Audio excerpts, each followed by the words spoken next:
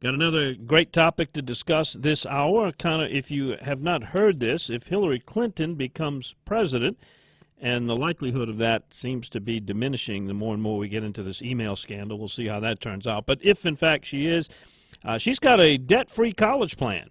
She's going to propose that the government spend $350 billion with a B over 10 years, of which $175 billion would be in grants going to states that guarantee students would not have to take out loans to cover tuition at four-year public colleges and universities.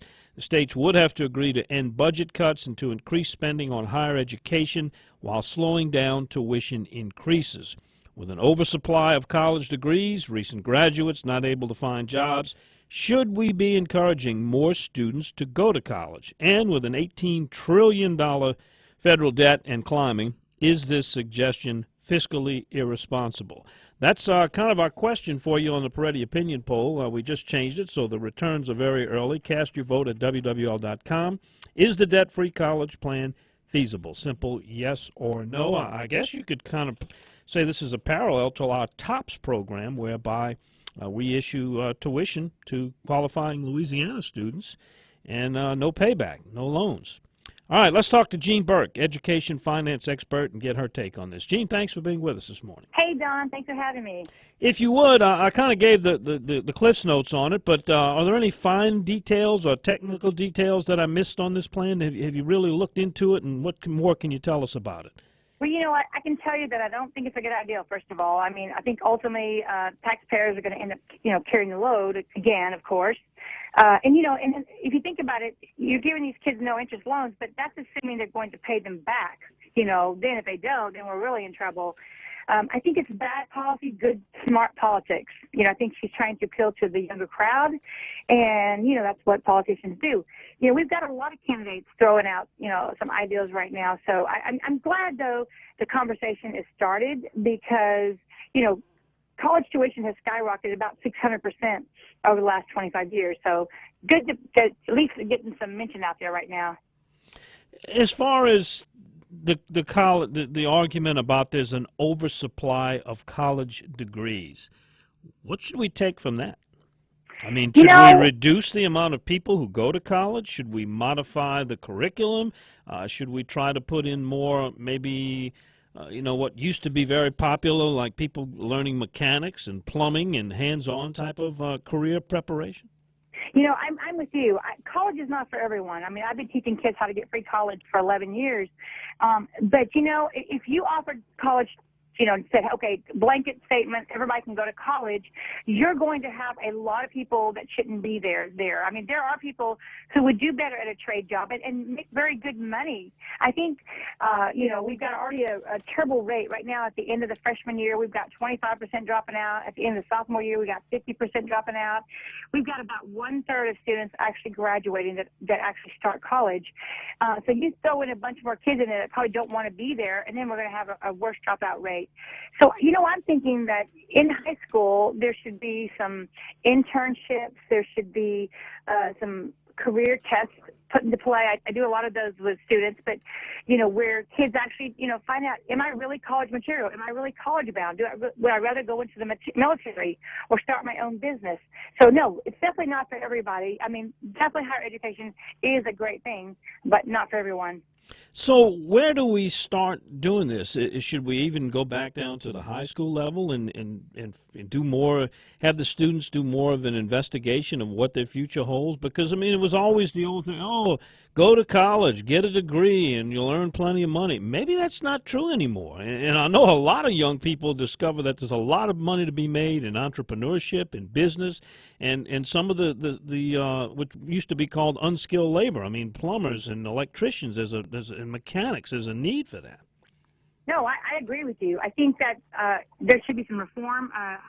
There are a lot of good programs right now. I mean, if you Google career test, or a personality motivation test. You can get some free ones online. And I think students really, need to take those and see, is this where I'm geared? Because I think one of the problems that students drop out of college is, many high schoolers are just kind of breezing through, barely cracking a book. And they get to college and all of a sudden, they don't realize that you've got maybe 4 or 5 hours of studying per class per day, and they can't handle that workload. And so then they'll often drop out. And of course, the bill keeps still coming. You don't get your money back just because your kids drop out. You've signed that loan, and so you still got to pay that. So I think there needs to be more of a preemptive strike. Let's see if our kids are even going to go, and if they are going to go, there's also a lot of other ways to get affordable college. I have an ebook. It's called 15 Secrets to Free College, and your viewers and listeners are completely welcome to it at no cost. It costs if you don't use a code, but if you go to my website, collegeprepgenius.com, and you click on 15 Secrets to Free College and just use the code radio, they can get that for free. But I talk about there are 72 colleges, including Ivy Leagues, that will give your child free tuition. There are colleges that cap their loans at $5,000. There are scholarships for kids with low GPAs, and there's even a really cool program where you can eat your way to free college. So we need to know ahead of time, are our kids going or are they not going? And if they're not, that's okay. There's other venues for them after high school. Very good. We're talking with Jean Burk, an education finance expert. Jean, stay when we come back. I want to talk more about the possibility of either customizing or maybe even overhauling college curriculum. I'm not sure what's being taught in colleges today. It's been a long time since I've been there, but I kind of get the feeling that people are going in there, and when they come out, they're not really prepared to meet the demand of the type of jobs that are out there. We'll be back to talk more about that. And also, in the meantime, I'm going to check on this. We're going to put it on the back burner and let it marinate a little bit. Is Hillary Clinton's debt-free college plan feasible? Yes or no? I'll have the results for you right after this time out. You're listening to The Think Tank on WWL. All right, checking on our Parity Opinion Poll question. Is Hillary Clinton's proposed debt-free college plan feasible? 71% of our respondents saying no, it is not. 29% saying yes, it is. Jean Burk, who is an education finance expert, is with us. And, Jean, we have a text board that comes in here directly to the station from our listeners, and I can share these with you and the listeners. Here's one that says, completely impossible. Financially, it's a bad idea. It's just another form of a handout that costs too much. Then I get this one. Of course y'all don't want this college plan because it would mostly help the less fortunate. Y'all are so transparent. But on the other hand, if it was Trump's idea, y'all would love it. Now, I don't know about you, Jean, but I get up every morning trying to figure out how I can hurt and hold down the less fortunate. And I'm sure you'll like that because you wrote that book about 15 secrets on how to get free college tuition. So you must share the same philosophy as I do. We teach in a lot of schools that are Title I schools where most of the kids are on free or reduced lunches. And I tell you, I love helping those kids because, they love the idea of, somebody can believe in them because maybe they've had a rough background. But, there are so many ways that students with low income can get free college. And a lot of that's in my 15 Secrets to Free College, even going to Harvard. So, no, I'm with you. I want everyone to succeed. And, But see, that's the purpose of Hillary Clinton's announcement of this, is to get people like that person that texted on her side and to back and vote for. That's what that is all about. Right. And they don't even need to wait that long. I mean, there's so many cool things now they can be doing without implementing a program that's going to put our company and our country into more. I mean, we're already 18 trillion in the debt already, but there's already programs in place offered from the colleges themselves, not from the government, but from the colleges that will give your kids free income. So, and I think that parents right now out there who have kids that are juniors and seniors right now are thinking, even if some great, amazing plan comes along, it's going to be years. What about my kids right now? What are they going to be doing? And, how can I help them? And again, there's so many things out there. But I like what you were saying before the break. You were talking about what about these kids who do get that degree but yet can't find that job? I read a statistic recently from the Bureau of Labor Statistics talking about the average employment being about 7.9%. And as the conversation turns toward college and career readiness, what they're finding is that the role of soft skills in preparing students for post-secondary success are failing because all these candidates are out there, but it's not because there's not a lack of candidates. It's because they don't have the right stuff. And I think, so many surveys I talked about, Paul McDonald, 85% of financial success is due to personality and only 15% is due to the technical knowledge. So we've got kids who are lacking. They might have the technical degree, or they might have the education, or the diploma, but they're lacking in the soft skills like integrity and teamwork and communications and taking the initiative. So I think that even though there may be a lot of candidates out there without a job, maybe the fault really is, the employer. They're not employable.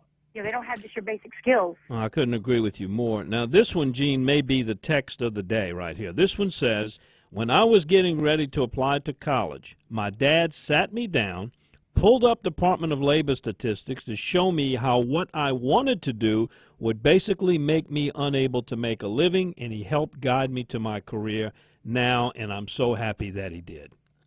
Wow, There you love go. it. Can you say Love more than that? Can you sum it up? More appreciation from a child to their parent? You can't do more for your child than be honest and frank with them like that. We do need parents. And I know most parents are involved in our kids, but I think a lot of times as parents, we kind of assume that the schools are doing their job. And, I've got many friends that are guidance counselors, and, they're so overwhelmed. I mean, they've got so much on their plate at school, and, most of their day is spent just changing schedules and dealing with discipline problems.